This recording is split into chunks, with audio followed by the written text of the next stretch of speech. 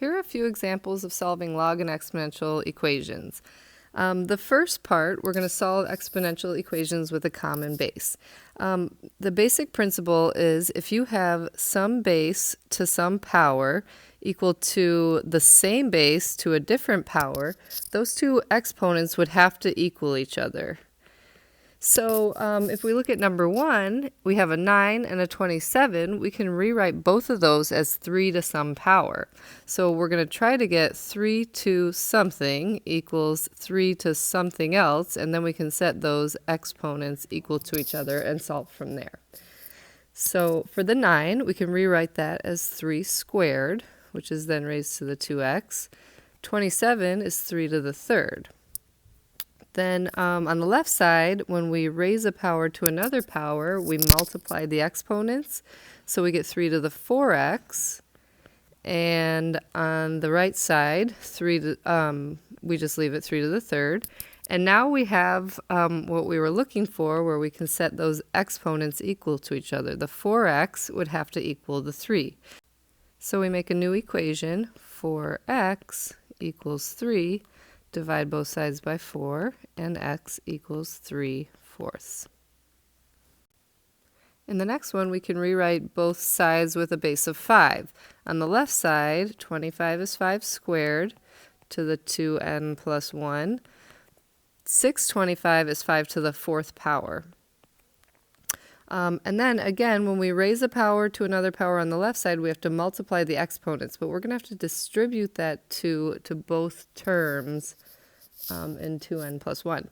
So we end up with 5 to the 4n plus 2 equals 5 to the 4th. And now again, we can just set those exponents equal to each other, and we get 4n plus 2 equals 4. Subtract 2 from both sides, 4n equals 2. Divide both sides by 4, and n equals 2 over 4, or 1/2. The next part is solving exponential equations without a common base. So if we look at this third example, 4 to the 3n equals 5, I don't have any way to write 4 and 5 with the same base. So we're going to need to use logs. And there are different approaches, but I'm going to do what the book shows, and that is take the log of both sides. So I'm going to rewrite this with a little space. We have 4 to the 3n equals 5. And what we're going to do is just take the log of both sides. So I write log in front, and I put parentheses to indicate that the 4 to the 3n and the 5 become the insides of the logs, or the arguments of the logs. And now what we can do is use that property where you can take an exponent on the argument of a log and swing it to the front and make it a coefficient. So we end up with 3n out front log of 4 equals log of 5. I don't need those parentheses. It's implied that the 4 is inside the log, the 5 is inside the other log. Okay, now we want to solve for n, so we can divide both sides by 3 log 4. The 3 cancels, the log 4 cancels, and we end up with n equals log 5 over 3 log 4. You would plug this into your calculator. I recommend using alpha y equals to insert a fraction, and make sure you can just use the log button, log of 5 on the top, and then 3 log 4 on the bottom. And you should get n is approximately equal to 0.387. Plug that in your calculator and make sure you get the right value. All right, in the next example, we'll use the same approach. First, we want to isolate 4 to the x. So you always want to isolate your exponential term first. So the first thing we're going to do to both sides is add the 5 to isolate 4 to the x.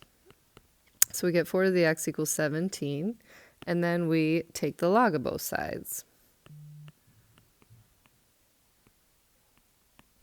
And we end up with, well, now we want to move that x to the front, and we get x log of 4 equals log of 17. And then we just divide both sides by log of 4.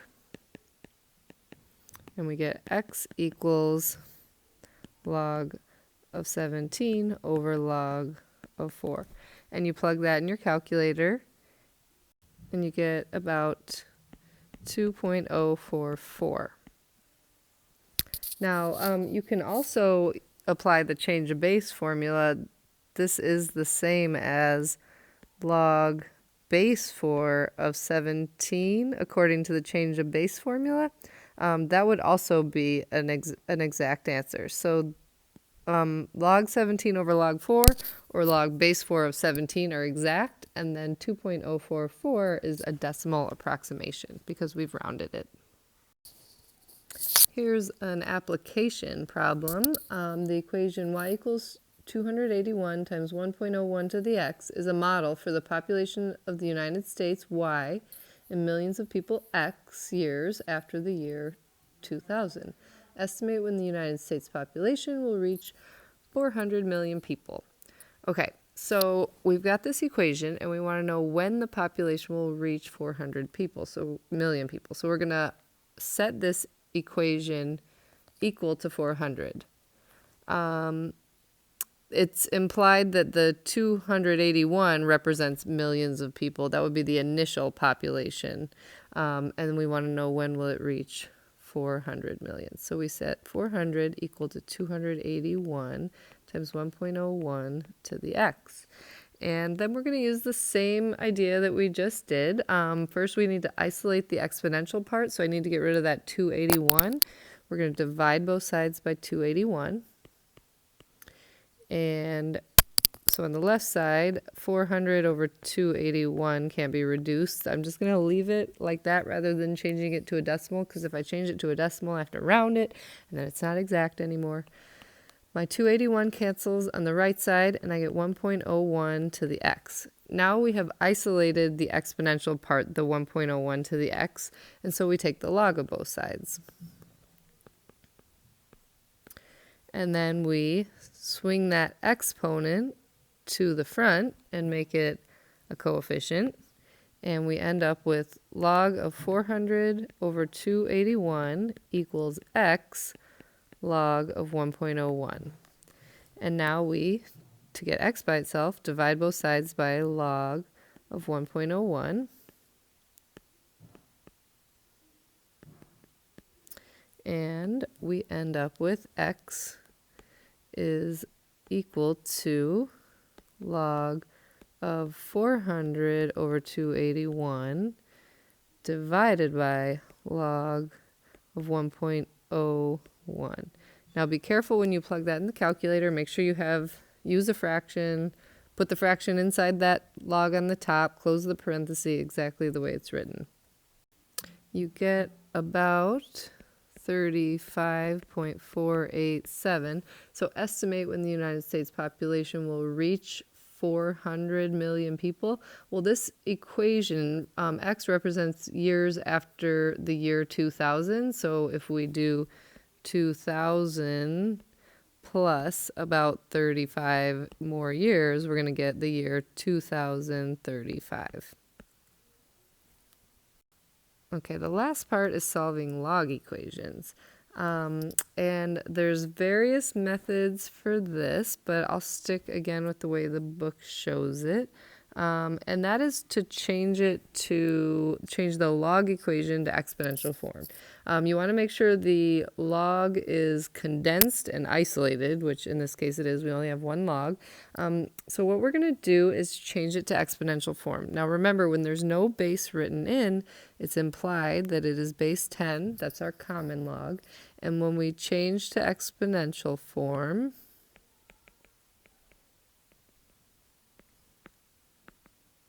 remember, the base becomes the big base of the exponential. The exponent is isolated when it's in log form. And so we get 10 to the negative 1 power equal to the argument of the log, which is 4x. And Now we just solve for x. So 10 to the negative 1 is 1 over 10 equals 4x. And then we need to divide both sides by 4. And 1/10 divided by 4, that's dividing by 4 over 1, which is the same as multiplying by the reciprocal. So this is 1/10 times 1/4 equals x. And we end up with x equals 1 over 40. Now, with log equations, you always have to check for extraneous solutions. The inside of a log can never be negative. If you remember what a log graph looks like, it looks like this, and it has a vertical asymptote. It never touches the y-axis. And so its domain is only positive values of x. So you can never have a negative value of x plugged into a log.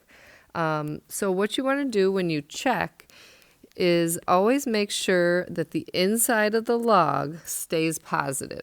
So if I plug 1 over 40 into x, the inside of the log becomes 4 times 1 over 40. And just ask yourself, is that a positive number? That is positive. It's greater than 0, so we're good to go. And this is a valid solution. In this last example, we need to apply some log properties to condense the left side in those two logs into one log before we change form. So to condense these, since they're the same log with the same base and they're being added, we can condense them by multiplying their insides. So it becomes log of x plus 21 times x. And we didn't do anything to the right side yet. Now we can change form again. So again, this is base 10. And when we change it to exponential form, we get 10 to the second power equals x plus 21 times x. And then we distribute and solve. So 10 squared is 100. Distributing on the right side, we get x squared plus 21x. And we probably want to try to solve this by factoring. So I'm going to move the 100 over to the right side, and I get 0 equals x squared plus 21x minus 100. And I believe we can factor this. Two things that multiply to negative 100 and add to 21 would be positive 25 and negative 4. So x will be negative 25 or positive 4. But again, we want to check our answers and make sure that they don't make the inside of the log negative. When we plug negative 25 in to that first log, negative 25 plus 21, that is not greater than 0. So that is an extraneous solution. And you can also see when you plug it into the other log, negative 25 is the inside, and that's also not greater than 0. So negative 25 does not work. It's an extraneous solution. So we didn't do anything wrong when we were solving, but we have a solution that doesn't work. So you always have to check when you're solving log equations. And then let's also check the 4. If we plug 4 in, 4 plus 21 plugged into the first log, that is greater than 0, so we're good. And in the other log, 4 gets plugged in, and we just have 4 inside, and that's also greater than 0. So 4 works. That is our solution to this equation.